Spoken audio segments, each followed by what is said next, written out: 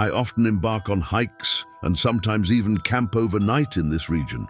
My usual approach is to pick an obscure trail and let it lead me wherever it goes. The thrill of the unknown always keeps me coming back. For safety, I always bring multiple navigation tools because you never know what might happen. One early summer day, I set out on a hike in an unfamiliar area, a trail intersecting with one I had been on weeks before. This particular trail was faint and sometimes made me question if it even existed. For about 2 hours, I hiked without any notable incidents, but eventually I noticed shoe prints on the muddier sections of the trail. The strange part was that these prints didn't seem to follow the path consistently. They often diverged from it. After an hour or so, I reached a section with many shoe prints scattered about.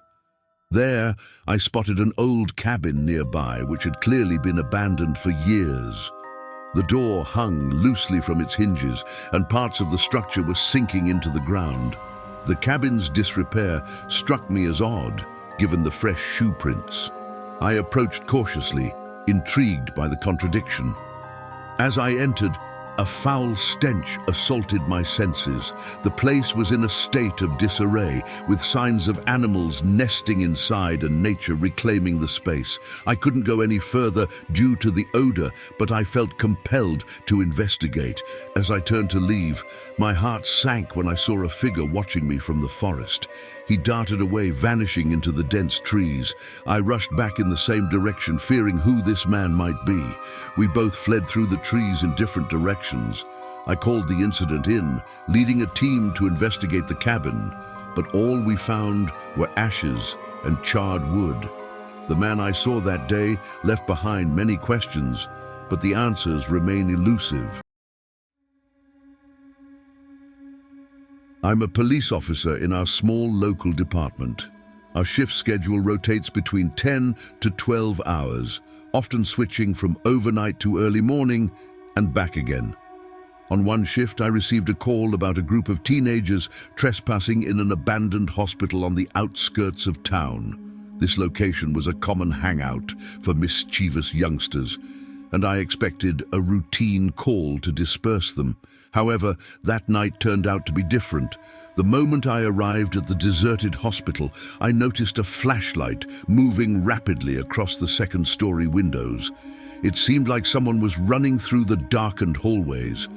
I got ready, called out, and waited for a response. Silence enveloped the building. The eerie quiet, broken only by the creaking of the old structure, sent shivers down my spine. I ventured upstairs, guided by my flashlight. It was considerably darker up there, and the footsteps were the only sounds I heard. When I reached the hallway, I found a room with a locked door on one side and another unlocked one on the opposite end. The unlocked room was empty except for a boarded-up window piquing my curiosity. Peering through a crack in the wood, I spotted a figure approaching the hospital from the field nearby.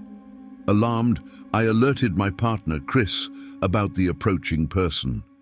As we watched, footsteps echoed on the stairs, confirming our presence was not alone.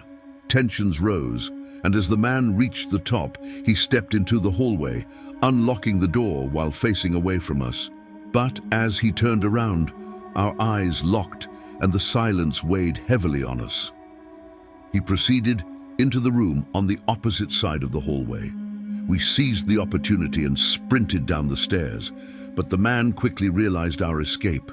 He followed us out the door, leaving us no choice but to flee through the field to our car. We drove away, both of us in stunned silence. Despite a thorough investigation, the two teenagers we expected to find in the hospital were never seen again, leaving us with a mystery that continues to this day.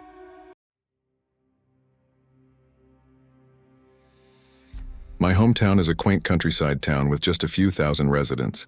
The nearest city is hours away. In this tight-knit community, everyone knows each other, and word travels fast. During my high school years, I had a best friend named Chris. We spent most of our days together. One autumn, there was much talk about an abandoned farmhouse on the town's outskirts that people were exploring. The house had sat empty for the past 5 years, left to decay on the edge of town.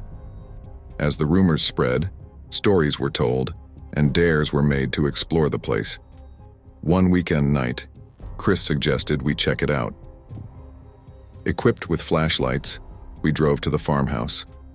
It was a bit challenging to find the driveway, which had likely become overgrown, so we parked on the road and walked through the field toward the house. The moon's soft light illuminated our path, leading us to the eerie house.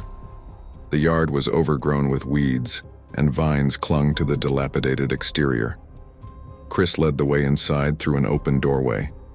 Once inside, we explored the decrepit interior, but after a few minutes, we had seen all there was to see on the first floor. We decided to venture upstairs. The upper floor was shrouded in darkness, and our flashlights illuminated a single hallway with 2 doors. The door on the left was locked, while the one on the right was not. I entered the open room, only to find it empty and decaying except for one strange feature. A window was covered with wooden planks, preventing any view of the outside. Curiosity got the better of me, and I peered between the slabs of wood, which revealed nothing of interest, just a view of the moonlit field we had crossed earlier. That's when I noticed a figure approaching the farmhouse from that direction. I quickly left the window and alerted Chris that someone was coming. Our hearts raced, and the sight of the approaching figure scared us. We fled down the stairs and heard the door open and footsteps behind us. We reached the field and didn't stop until we got to the car. Neither of us spoke during the drive home. We had been incredibly foolish, and I couldn't defend our actions. However, something about the house felt off, and it's possible there was more to the story. A month later, the farmhouse was demolished without explanation, leaving us with unanswered questions.